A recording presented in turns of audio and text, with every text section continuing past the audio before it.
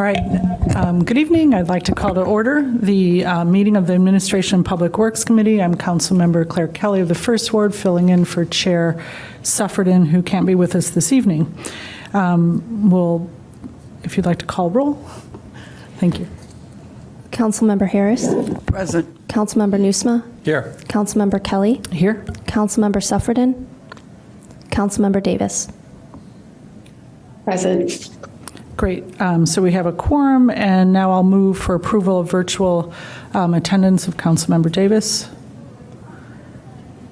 So my understanding is that Councilmember Davis is participating remotely for health reasons, so I will make a motion to allow her to participate virtually. Second. Okay. All in favor? Aye. Aye. Okay. Terrific.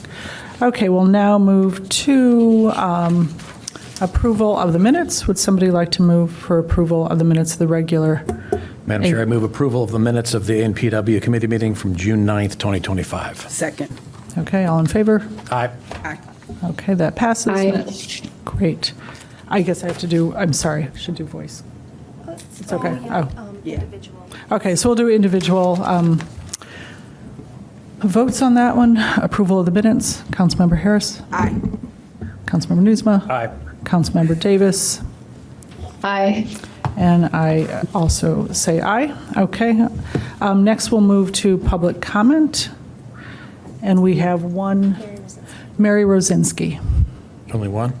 I think we just have one public comment, a virtual public comment. Mary, are you with us? Yeah, hi, thank you all very much.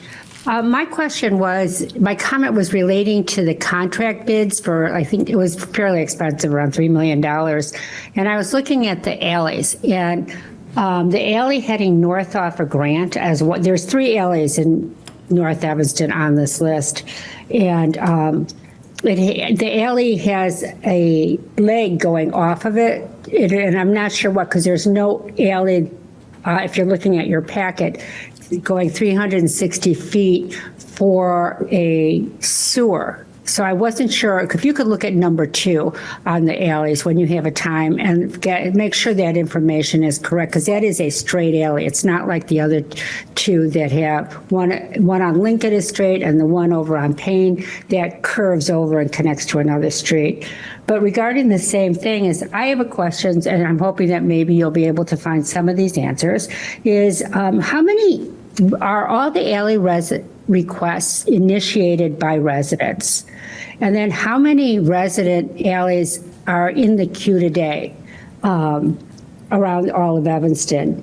And if so, how do we choose what we're going to do the 50-50 list with? Do we do it by quadrant? Do we do it whatever? And I'm thinking that it's still a situation where 50% of the owners in the alley have to agree to do the alley work and pay their half of the assessment, and the city pays the other. Most important, though, is the fact that when you look at all the bid for that contract work, we chose Alliance, but the bid for the residents on their shares of stuff, that was the highest bid, even though the overall bid they were the lowest bid. And I don't understand why that is, because if I were having my alley redone, I'd want probably to analyze the difference between the 3 bids and maybe go with the mid bid. So I'm thinking maybe to get a more fair cost for our residents, that we don't put their bids in with the general concrete work that's going for the entire city, or something like that, just so we're really sure that the whole project is fair to everyone, not just the city, but to the residents who are paying 50-50. So I have other questions. Oh, here's my last one. Do we have a year-to-date of how much we have paid out in slip and falls for the last 3 to 5 years each year? Okay, and here's my granddaughter, so I'm going to sign off. Thank you so much. Bye-bye. Thank you very much. Okay. So with that, would anybody like anything pulled off of the consent agenda? Let's pull A7. And let's also make note that item A9 has been removed from this agenda because that really should have been item FB1, and it will appear on the council agenda as FB1. Great. Councilmember Davis and Harris, would you like any items pulled off of the consent agenda? No? I would like to move for A3 to be moved off the consent agenda. Okay. And I will also ask for item A8 to come off. Okay, so would somebody like to move the consent agenda minus items A3, A7, A8, and A9? I'm sorry, not. I will move the consent agenda, which consists of items A1 through A8, with the exception of A3, A7, and A8. Okay, and we'll take a voice vote on that. I will need to Get it. do a roll call vote. That's, roll call vote. Sorry, roll call vote. Sure. Councilmember Harris. Aye. Councilmember Nusma. Aye. Councilmember Kelly. Aye. Councilmember Davis. Aye. Great, so we'll move to the first item, item A3. Would somebody like to move item A3? I I'd like to move item 8. Go for it. I'll move approval Yeah, of the contract award with Alliance Contractors for the 2025 alley and sidewalk improvements, which is bid 25-26, in the amount of $3,203,481.10. Second. Okay, discussion? Yeah, so Councilmember Harris? Davis? So a good number of these alleys are in my ward, and to, basically a similar point to what Mary was saying is that I noticed that a few of these, the contracts, the line items specifically for these alleys will be $400,000. It's the cheapest bid, but the one we're picking is $500,000. And I know that this isn't a huge difference for maybe city money, but having experienced one of these assessments myself, I do think it could very easily end up being a difference in cost of like $5,000 to a specific resident. And so I would like us to, I do intend to make a motion shortly, basically requesting that we separate out the alley aspects and do 2 separate contractors for the alleys that we are splitting the cost of 50-50 with the residents, and doing a separate or bid or just basically selection for that. And so I would like to make a motion to direct staff to split out the alley that we split 50-50 with residents, and to do assessments or bids separately for that aspect. I'd second that. Okay, and Councilmember Newsom. Just as a point of parliamentary procedure, I'm not sure a motion of that nature is appropriate in this context. We're directing staff to do a procurement policy a little bit differently. We're not voting to amend an ordinance or amend a contract or amend a resolution. Nonetheless, to the point,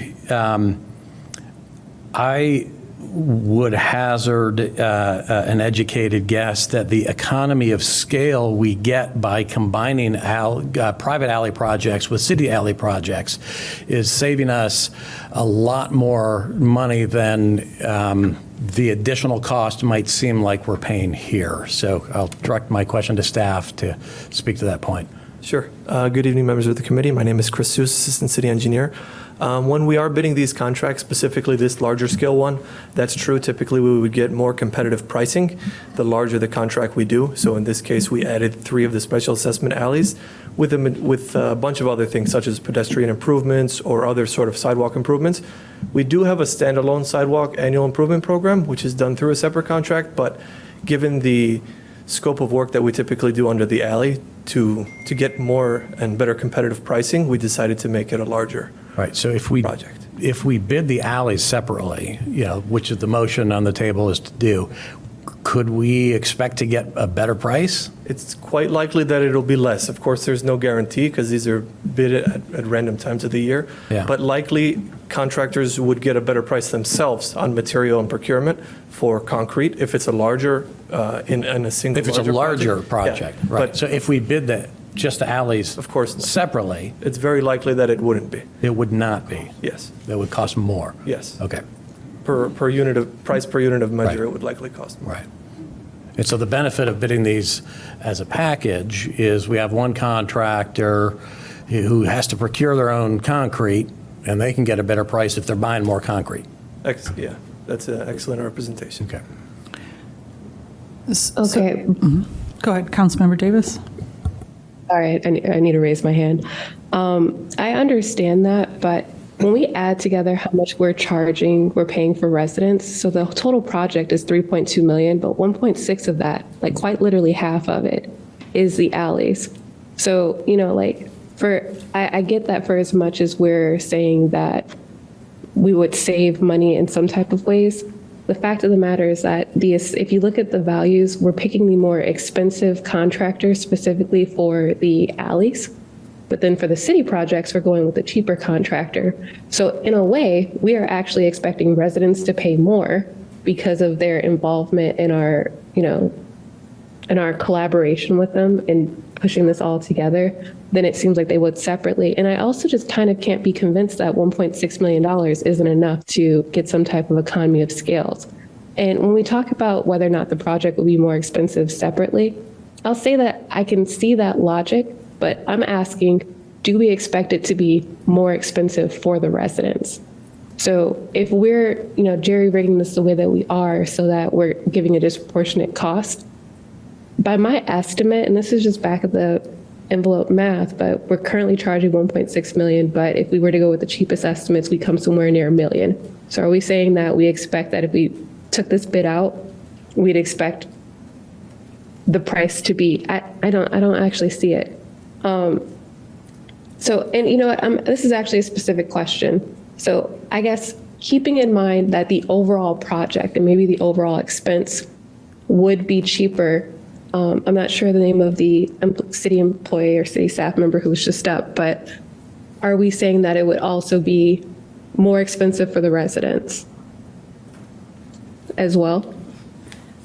Members of the committee, thank you for having me. My name is Bridget Nash. I'm the senior project manager for the project, and I do just want to touch on your question related to the cost to the private property owners. So that cost is actually set during the public hearing. We follow a special assessment process, and at the public hearing, we provide the maximum amount that any homeowner on that alley will be charged for the project, and the city has to cover any cost over that amount.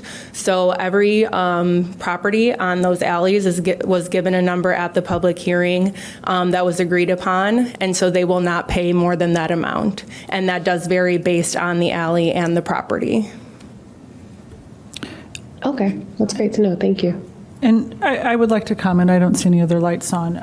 I mean, the difference is drastic. We overall, we awarded the bid based on it being the lowest bidder, but these are the highest bids of all the bids for the alleys. So we see a difference of $580,000 at the low end for the north of Lincoln, east of Hartree, $580 at the low end versus $855,000. Residents are going to have to pay that difference, and that could be, $5,000 additional dollars rather than paying the lowest bidder. If the lowest bidder came in close, if it were bid out separately, and these same bidders that came in at $580,000 came in, I understand economy of size, but we just don't know. They might come in very close to that also if it were bid out separately.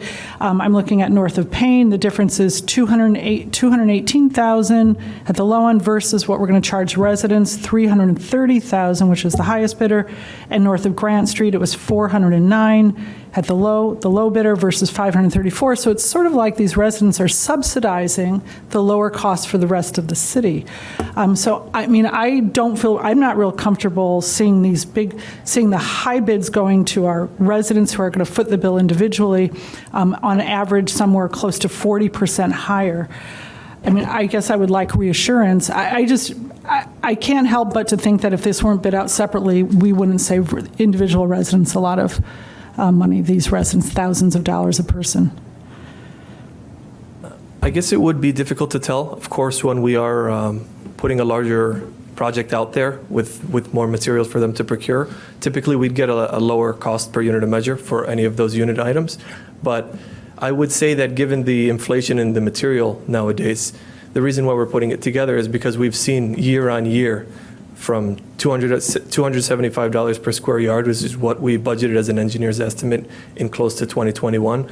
Right now, the cost per unit of measure per square yard for the alley improvements is close to $400, if not more. So typically, if we wanted to get a more economical or better price for the larger project, this is the standard that we would do. Of course, there's no way to tell whether, if it was bid separate, how much it would be, how much that difference the contractor would put into their bid. But this is something that we've done to make sure that we can accommodate all of the work at a single time. Councilmember Davis. In light of there being a cap that was agreed upon by the residents for how much the project's going to cost, I'm actually okay with the price. I'm okay with the price differential, so I'm going to withdraw my motion. Councilmember Nusma. I'm glad Councilmember Davis has withdrawn the motion. I acknowledge that the question is a legitimate one, for sure. We're getting the best, the lowest price for the entire package, but if you look at the line items, these particular ones cost more than the competitors. But that's just for this particular bid, for this year. If it were the same situation year over year continuously, then that would be enough of a trend to maybe warrant, taking a look at how we do this. But just for this one instance, I don't think it makes sense. Anyway, the motion has been withdrawn, so hopefully we can vote on the underlying issue. Yeah, I'd like to say I'm not comfortable with it, so I don't support. I think we should be doing this separately for these special assessments. I don't think it's fair to residents to have them, they're paying, hundreds and hundreds of thousands of dollars more than the lowest bid on here. And I would imagine that this would come in considerably lower if we separated those out, as we can see in this overall bid. So I'm not comfortable, but I also have a question regarding, so this seems like all of these projects are, our staff has the skill and capacity, or maybe not capacity, but at least we have the wherewithal to carry out these projects. Why aren't we doing these in-house? We are still severely understaffed in capital planning and engineering. We just don't have the staff to design them. So this was designed by Terra Engineering. We did just hire a new civil engineer and plan to start taking some of that work back. But for the purpose of this project, we couldn't do it in-house. And how long has this been planned, this particular project? Like, how long has this been on the books and planned? I'm just wondering if we, again, I'm quite certain that we would save a lot of money, and I think the overall quality is improved if we do this in-house. So I want to see projects like this and like our parks, seeing us increase our staffing, so doing this in-house. Yeah, so these are annual projects that are planned basically 1 year in advance. And so we are able to start kind of taking some of that work for next year back in-house. For the design phase. Correct. Right. What we're And for the voting on- work, and for the We're voting actual. on tonight is the construction This phase. is the construction, yes. Right, but for the construction also, I mean, this sort of work, can't our staff do this sort of work? The construction? We do not have the staff to do this. I understand we're understaffed and we need to hire more. I am an advocate for hiring more. I just mean in terms of the type of work we have, the machinery, we have what we need. No, these are large-scale projects that require a lot of labor and a lot of specialized equipment that I don't think the city has. So even with increase, you're saying with increased staff, we couldn't handle these projects? I believe so. Yeah. Good evening, committee members. Karina Sanchez, Deputy City Manager. As Bridget just said, it's not just about the staff. We also need equipment, material, and work, and where we would store all of these items. So it's not just about having the staff and the laborers to do it, but having all of the other equipments. So this is one of the reasons why a lot of the stuff tends to be bid out, because we just don't have equipment, and it requires large equipment to manage all of this. We don't have the material. It would be very costly, and also where we would store the material. That's just a couple of examples Yeah, why we don't do a lot of the stuff in-house. It makes no sense for us to build this type of project in-house. Designing it, engineering it Design and in-house, planning makes that makes sense, if we but can. the actual construction of it gets more Right, complicated. So we don't have alley the capital repavement, we budget to can't- invest in concrete trucks and mixers and spreaders and graders. Exactly. we have a few to handle emergency repairs, but we're just not. And it wouldn't just be our staff and labor that would do the construction. We will look into our facilities, who maintains the fleet. So we will be looking at essentially becoming kind of like a mini construction company, which we're not equipped to be. So just so we don't repave alleys. We can't repave an alley? I feel I can speak to this. This is more standard practice in which these alleys or larger scale projects that Bridget mentioned, they're typically outsourced to contractors who are more familiar with the work and can do the work within a reasonable timeline and budget. It may be a procurement issue, whether it's having the vehicles, because it would be, like she mentioned, a smaller version of a construction bureau within the city of Evanston. That's not typically standard practice. I don't know if we have an area in which we can store the vehicles or the type of communication or connections that contractors typically have to make sure that this work goes to plan. And I know that the staff that we currently have, it's not something that we can do within our. So repaving alleys is not in our wheelhouse, nothing that our staff can handle. Okay. It's something that we can do the engineering oversight on, project management, but at this point, it's more beneficial, I believe, to the city to outsource the contracting and construction side. And this is also common practice in many other municipalities and even bigger cities where all this type of work tends to be contracted out and there's subcontractors that do all of this. Okay, thank you. Okay, I guess we'll take vote. Councilmember Harris? Aye. Councilmember Nusma? Aye. Councilmember Kelly? No. Councilmember Davis? Aye. Okay, with 3 voting in favor and 1 opposed, that passes. Next item, item A7. Madam Chair, I will make a motion to approve an 11-month contract extension with Dynegy Energy Services for the municipal electric supply. Second. And I will ask staff, I believe Kara Pratt is here to explain to us exactly the prices that we're going to be bidding on because they are fresh off of the auction today. Good evening, members of committee. My name is Kara Pratt. I'm the city's Sustainability and Resilience Manager. Periodically, we receive renewed electricity pricing through a third party in order to both save money for the city and also to procure renewable energy credits to comply with CARP and our 100% renewable electricity requirements through that plan. And so we have an option through Dynegy, our existing third-party contractor, to renew our existing contract, but that renewal comes with updated pricing. So this is now the second time that we've renewed this contract. And as was mentioned by Councilmember Nusma, pricing for electricity is market-based, and so it really changes and fluctuates by the day. So you'll see me up here every time this happens. We get new pricing the day of City Council. And so that new pricing, fortunately, is identical to what you saw in your packet because of the rounding that took place when we originally drafted those numbers. But it is very slightly lower for all those terms, 1 month, 6 months, and 11 months, but it's not reflected in the rounding that staff did up to that 1,000th decimal point, and it goes deeper into the decimals. Recommending an 11-month extension, which is a slightly higher price because that aligns with our aggregation contract. And by aligning the two of those, we can go to market with a bigger and more attractive proposal. Correct. Great. All right, thank you very much. Any more questions, discussion? Okay. Councilmember Harris? Aye. Councilmember Nusma? Aye. Councilmember Kelly? Aye. Councilmember Davis? Aye.